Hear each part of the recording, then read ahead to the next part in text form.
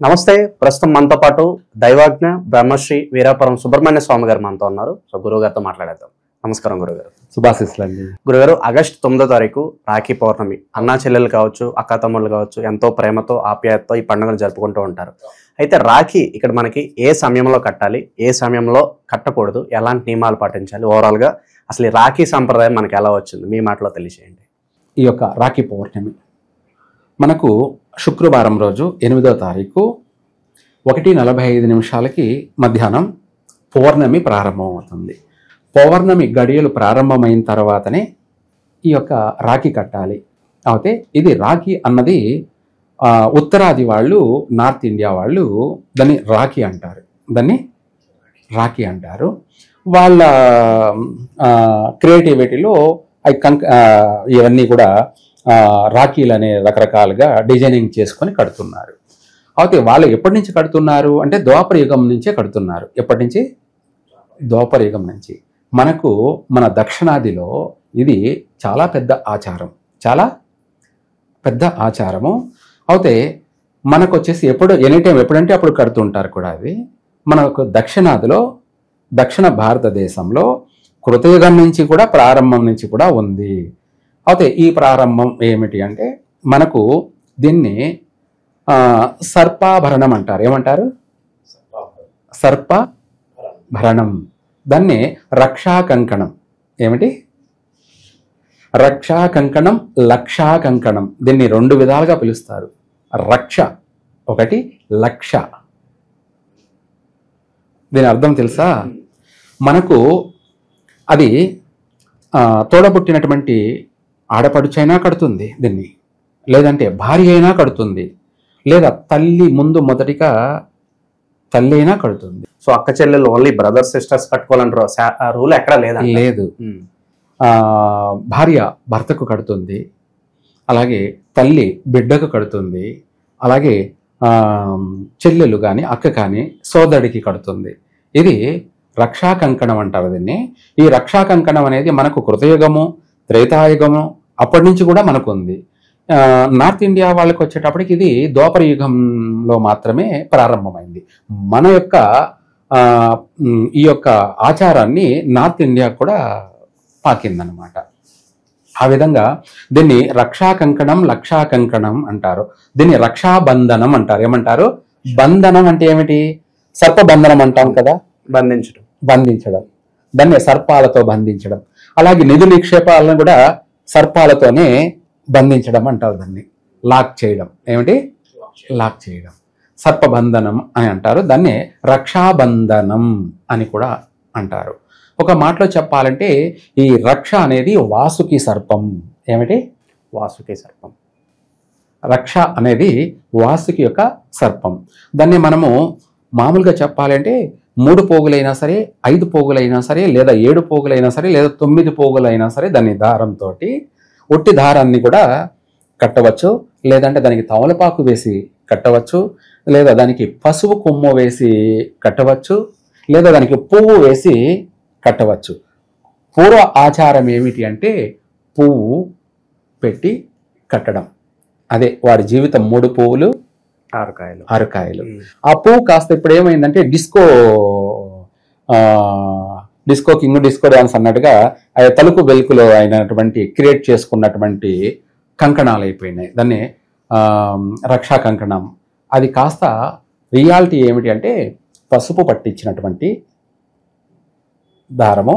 దీన్ని 3 పోగులో, 5 పోగులో, 7 పోగులో, 9 పోగులో వేసి తను ఒక చెల్లెలు తన అన్నకు కట్టడం, లేదంటే తల్లి బిడ్డకు కట్టడం, లేదంటే భార్య భర్తకు కట్టడం. దేనికంటే తన ఇంటి తోడబుట్టిన వాడు కావచ్చు, లేదా తన భర్త కావచ్చు, లేదంటే తన బిడ్డ కావచ్చు, వాడికి 10,000 గండాల నుంచైనా కూడా తప్పించుకు తిరుగుబాడు ధన్యుడు సుమి అన్నట్టుగా ఎక్కడ ఏ గండాలు లేకుండా తను ఇంట బయట విజయుడై, అజేయుడై, తిరుగులేనటువంటి పరాక్రమవంతుడై, తను ప్రతి రంగంలోనూ, ప్రతి కళల యందు, ప్రతి రంగంలోనూ, ప్రతి దాంట్లోనూ తను విజయం సాధించడం కొరకై తల్లి కట్టేది తనకు వీరపుత్రుడని కడుతుంది, భార్య కట్టేది తన భర్త చిరకాలం జీవించాలి, తను సుమంగలిగా ఉండాలని చెప్పి కడుతుంది.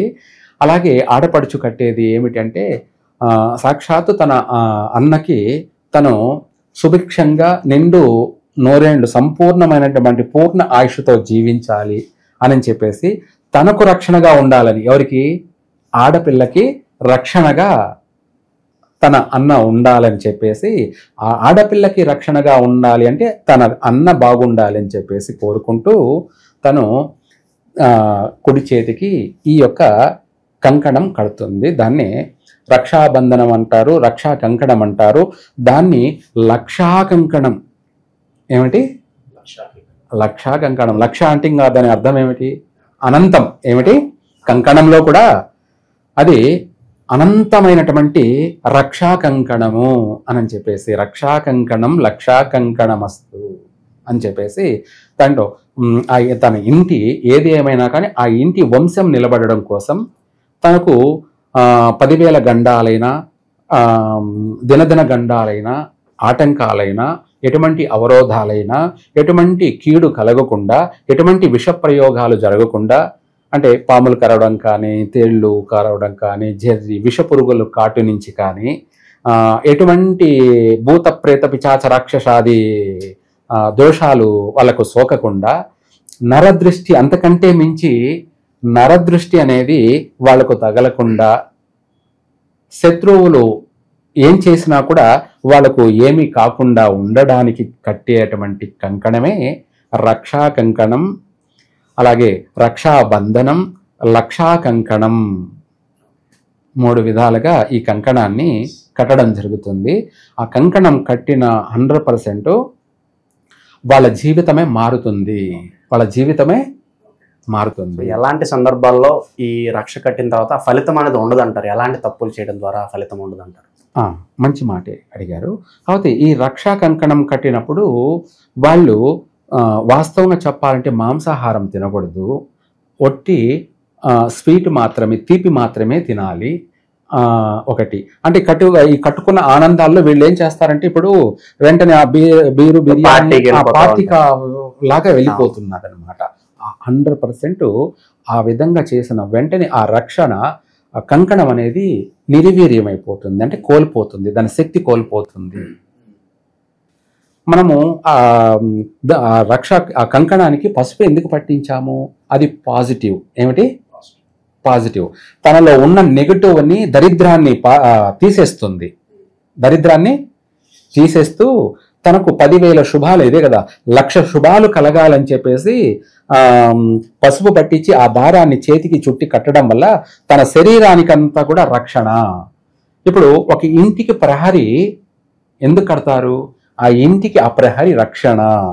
ఎటువంటి వాస్తు దోషాలు కావచ్చు, ఎటువంటి నెగటివ్ కావచ్చు, ప్రహరీ బయటే ఆగిపోతాయి, ఇంటి దాకా రాలేవు.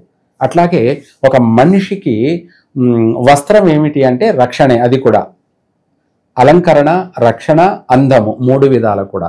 ఈ రక్షా కంకణం ఏంటంటే తనకు తెలియనటువంటి ఎటువంటి నెగటివ్ అయినా కూడా, తనలో ఉన్న చెడులు ఎన్ని చెడు దోషాలు ఉన్నా కూడా పోయి మంచి బుద్ధి కలగాలి, మంచి ఆలోచన కలగాలి, అందరికీ మంచే చెయ్యాలి.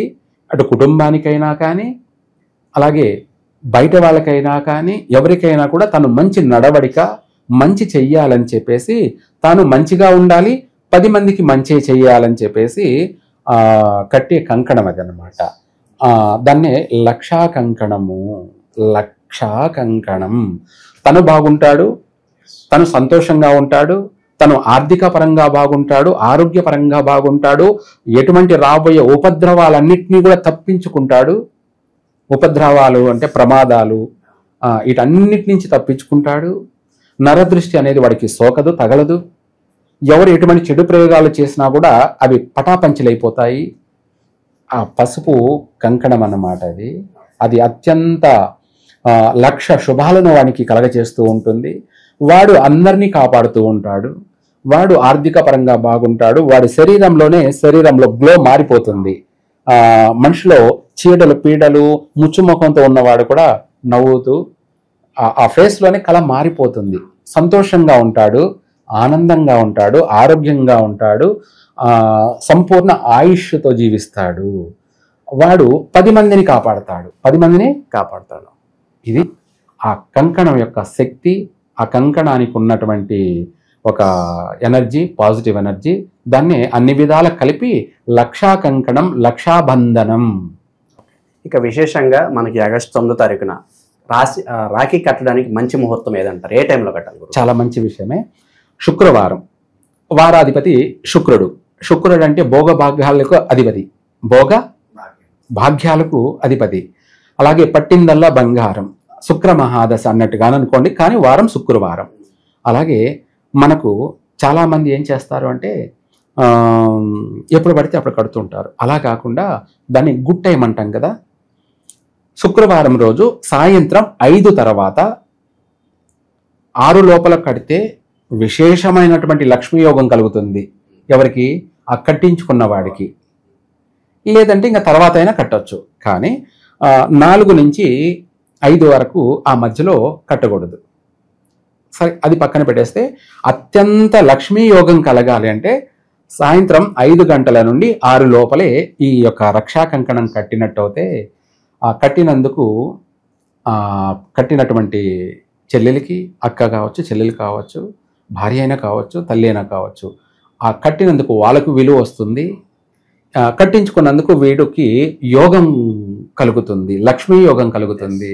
గురుగారు, అలాగే కట్టిన తర్వాత సాధారణంగా అన్నయ్య కావచ్చు, తమ్ముడు కావచ్చు, డబ్బులో లేదంటే ఏదో బహుమతో ఇస్తాడు. అసలు శాస్త్రం ప్రకారం ఏది ఇస్తే వాళ్ళకి బాగా బాగుంటుంది అంటారు? ఈ రోజుల్లో ఏమిచ్చినా తీరదు వాళ్ళకి. ఒక మాటలో చెప్పాలంటే నేనే నా చెల్లెలు ఆస్తి. అర్థమైందా? తనకు చెప్పాల్సిన మాట ఏంటంటే, నేను శాశ్వతంగా నేను ఉన్నంత వరకు ఎప్పటికీ నీకు నేను రక్షణ తల్లి, నేనే నీ ఆస్తి, నేనే నీ సంపద. భరోసా ఇవ్వాలంటారు. నేనే నీ సంపద అంటే ఏమిటంటే, కళలోనైనా సరే చెల్లెలికి, అక్క అయినా సరే, చెల్లెలైనా సరే, లేదా భార్య అయినా సరే, తల్లి అయినా సరే, కళలోనైనా నీకు కష్టం రాకుండా నేను చూసుకుంటాను, కళలోనైనా కష్టం రాకుండా నేను చూసుకుంటాను. ఒకసారి ఈ రోజున ఆమె కట్టిందని చెప్పేసి 500, 1000 రూపాయలు ఇచ్చేసి దులిపేసుకుంటారు. అది కాదు.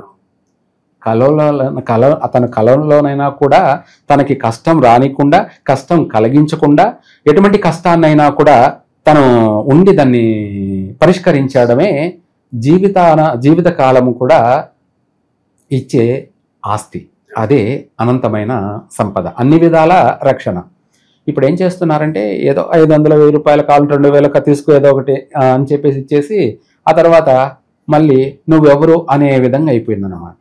నువ్వు ఎవరు అనే విధంగా. కానీ ఇక్కడ ఏంటంటే, తను రక్షా కంకణం కట్టినప్పుడు తనకు మనం ఇవ్వాల్సింది ప్రేమతో మనము వస్త్రం, పూలు, పండ్లు, తనకి వస్త్రాలు. ఏమిటి? వస్త్రాలు. అవే ఆమెకి ఇవ్వాల్సింది మనం. అంతే తప్ప మనము ఏదో అంటే వాళ్ళ స్తోమతలను బట్టి నగలు ఇవ్వచ్చు, ఇంకా డబ్బులు ఇస్తుంటారు. ఇవన్నీ వాటికన్నా కూడా ఇవ్వాల్సిన ముందు మనసు ఇవ్వాలి. ఏమి ఇవ్వాలి? ఈ ఒక్కరోజే కాదు తల్లి, నీకు నేను ఉన్నంత వరకు కూడా నీకు నేను శాశ్వతంగా నేను చూసుకుంటూ ఉంటాను అన్నదే మాట ఇవ్వాలి. ఇక చివరగా భర్తలేని ఆడవాళ్ళు ఎవరైతే ఉన్నారో రాఖీ కట్టొచ్చు అంటారా? కట్టకూడదుగా. 100% అది అశుభం. వాస్తవంగా కట్టకూడదు. కొంతమంది కడుతున్నారేమో, నేనైతే చూడలేదు. మీరు అంటే కూడా ఆలోచన వస్తుంది. ఎందుకంటే అన్నలు ఉన్నారు కాబట్టి, చెల్లెలు ఒకే చెల్లెలు ఉందనుకుందాం, తనకు వివాహమైంది, తన భర్త చనిపోయాడు, మరి ఎవరు కట్టాలి? ఒకటే చెల్లెలు ఉంది. దానికి బదులు ఆమె కట్టకుండా తనకు తన పిన్ని కూతుర్లు ఉంటారు అన్నమాట. పిన్ని అంటే తన తల్లి తోడబుట్టినటువంటి అక్క చెల్లెల పిల్లలు ఉంటారు, వాళ్ళైనా కట్టవచ్చు. లేదంటే బాబాయిలు అంటే నాన్న తరపున చిన్నాన్న కావచ్చు, పెద్ద నాన్న కావచ్చు, చిన్న తండ్రి పెద్ద తండ్రి అంటారు, వాళ్ళకు పుట్టినటువంటి ఆడపిల్లలు సొంత చెల్లెళ్ళే, వాళ్ళు కట్టచ్చు. వాళ్ళ తర్వాత అమ్మ తరపున వచ్చేటప్పటికి, అదే అమ్మ అక్క కానీ చెల్లెళ్ళు కానీ వాళ్ళ పిల్లలు ఉంటారు కదా, వాళ్ళు చెల్లెళ్ళే, వాళ్ళు కూడా సొంత చెల్లెలతో సమానాలే, వాళ్ళైనా కట్టొచ్చు. ఇది రీజన్ తప్ప తన సొంత చెల్లెలు అని ఆమె తన భర్త లేని వాళ్ళు ఉంటారు కదా, వాళ్ళు కట్టకూడదు. గురుగారు, ఈ రాఖీ విషయంలో ఇది 8వ తారీఖు 9వ తారీఖు అని చాలా మందికి సందేహాలు ఉన్నాయి. ఎందుకంటే రాఖీ మనకి 8వ తారీఖు నుంచి స్టార్ట్ అయిపోతుంది. మరి ఏంటి, ఎప్పుడు సెలబ్రేట్ చేసుకోవాలి దీన్ని? 8 అంటారా 9 అంటారా? చాలా మంచి విషయమే. మీకున్న సందేహం ఏమిట్రా అంటే నాకు అర్థమైంది. అయితే ఇక్కడ 2 విధానాలు ఉన్నాయన్నమాట. శుక్రవారం 8వ తారీఖున శుక్రవారం మధ్యాహ్నం నుంచి ప్రారంభమవుతుంది. అలాగే శనివారం 9వ తారీఖు మధ్యాహ్నం వరకు ఉంది అన్నమాట. ఇక్కడ ప్రారంభం అంటారు, అంత్య అంటారు. దీన్నే మిగులు తగులు అనేవి కూడా అంటారనమాట. కొంతమంది ప్రారంభంలో చేసుకుంటారు, కొంతమంది చివరిలో కూడా చేసుకుంటారు. అయితే ఏదైనా సరే ప్రారంభ సమయమే శుభప్రదమైంది వాస్తవంగా చెప్పాలంటే. దీని అర్థం కూడా చెప్తాను. పెళ్ళిళ్ళకి పోయినప్పుడు భోజనాలకు ముందు ఉండాలి, చివరిలో పోతే ఏముంటుంది, ఏం మిగలదు. ఆ విధంగానే చంద్రబలం అంటారు. దీన్ని ఏమంటారు? చంద్రబలం. వాస్తవం. దీన్ని తదేవ లగ్నం సుదినం తదేవ తారాబలం చంద్రబలం తదేవ విద్యాబలం దైవబలం తదేవ లక్ష్మీపతే తేంఘ్రిం యుగం స్మరామి. చంద్రబలంలో లక్ష్మీనారాయణుల అనుగ్రహం అనేది కలుగుతుంది. అలాగే యుగం స్మరామి అంటే మన వంశాంతరం అంతా కూడా ఉంటుంది. దాన్ని 7 తరాలు అంటారు. ఏమంటారు? 7 తరాల వరకు కూడా ఉంటుంది. దాన్ని ప్రారంభ సమయము అనేది అర్థం. అంటే చంద్రబలం అనేది ప్రారంభమైనటువంటి గడియల్లో అనేది పూర్తిగా చంద్రబలం పూర్తిగా సంపూర్ణంగా ఉంటుంది. అందుకనేసి ప్రారంభంలో కట్టినట్టయితే చాలా బాగుంటుంది. మనకు కుదరని పక్షాన దీంట్లో కూడా కొన్ని లెక్కలు ఉంటాయన్నమాట. తన చెల్లెలే రక్షాబంధన కట్టాలి. సపోజ్ తను ప్రకృతి ప్రకారంగా నెలసరి అయ్యి ఆ రోజుకి 4వ రోజు 3వ రోజు ఇలాంటివి 5వ రోజు కట్టొచ్చా లేదా సందేహం ఉంటుంది. అటువంటి వాళ్ళకి సెకండ్ ఆప్షన్ ఏమైందంటే 9వ తారీఖు శనివారం రోజు ఉదయం కట్టచ్చు. ఆ ఉదయం ఎప్పుడు అంటే పౌర్ణమి అంత్య గడియలు అంటారు దాన్ని, వెళ్ళిపోతున్న సమయాలు. ఉదయం వచ్చేసి 7 గంటల నుంచి 8 వరకు శుభ సమయం ఉంది. ఆ సమయంలో కట్టచ్చు, చాలా బాగుంటుంది. అది కుదరని పక్షాన 10 తర్వాత 12 లోపు ఎప్పుడైనా కట్టచ్చు ఉదయం. మళ్ళీ రాహుకాల సమయంలో కాకుండా, రాహుకాలం అనేది శనివారం రోజు ఉదయం 9 నుంచి 10:30 వరకు ఉంటుంది. అయినా పర్వాలేదు. ఆ సమయం అనేది 9 నుంచి 10 వరకు చాలా బాగుండదు. 10 తర్వాత 12 వరకు కూడా ఈ రాఖీని రక్షాబంధన కట్టవచ్చు. ఉదయం 7 నుంచి 8 లోపు, తర్వాత 10 నుంచి 12 లోపు. ఇంకా కూడా కుదిరితే ఉదయం తెల్లవారుజామునే 5 గంటలకి కట్టినట్టు అయితే ఇంకా విశేషమైనటువంటి కట్టించుకున్న వాళ్ళకి 10,000 శుభాలు కలుగుతాయి. 10,000 శుభాలు కలుగుతాయి. శనివారం రోజు 9వ తారీఖు పౌర్ణమి. ఇది ఏమిటంటే చివరి గడియలు అంటారు వీటిని. తిరిగి వెళ్ళిపోతున్నటువంటి సమయం కాబట్టి ఆ సమయంలో కూడా కట్టుకోవచ్చు. మెయిన్ శుక్రవారం సాయంత్రం కట్టవచ్చు. అయితే మనకు లెక్కల ప్రకారం ఏమిటి అంటే సూర్యోదయానికి ఏ తిథి ఉంటే ఆ రోజు మాత్రమే వర్తిస్తుంది. ఇది వాస్తవమే. కానీ సూర్యోదయానికి మనకు తిథి అనేది మనకు సూర్యోదయం తర్వాత వెళ్ళిపోతున్నది అనుకోండి, అది వెళ్ళిపోతున్న సమయమే, దాని శక్తి ఉండదు. ఏమిటి? శక్తి ఉండదు. ప్రారంభంలో ఉన్నంత శక్తి వెళ్ళిపోతున్న చివరి సమయాల్లో ఉండదన్నమాట. అందుకనేసి ప్రారంభం శుక్రవారం, అలాగే మంచి శుక్రవారం అనేది చాలా మందికి కలిసే వస్తుంది. ఈ కంకణం కట్టడం కూడా శుక్రవారం కట్టడం అనేది చాలా విశేషంగా ఉంటుంది. రెండోది, మనము అక్కడ తను మనకు రక్షణ కడుతుంది కాబట్టి చెల్లెలికి మనము ఏదైనా సరే వస్త్రము, తనకు ఎవరైతే వాళ్ళు జాకెట్లు లేదా చీర, లేదా అది కాకపోతే ఇప్పుడు కట్టుకునే మోడర్న్ ఉన్నాయి కాబట్టి వాళ్ళకి కావాల్సిన బట్టలు, దాంతోపాటు తాంబూలము, పండ్లు, పూలు 100% ఇది చెయ్యాలి. సో రాఖీ ఏ సమయంలో కట్టాలి, ఎలాంటి నియమాలు పాటించాలి, ఓవరాల్గా రాఖీ పౌర్ణమి గురించి ఎన్నో విశేషాలు మాకు తెలియజేశారు గురుగారు. ధన్యవాదాలు. సర్వే జన సుఖినో భవంతు.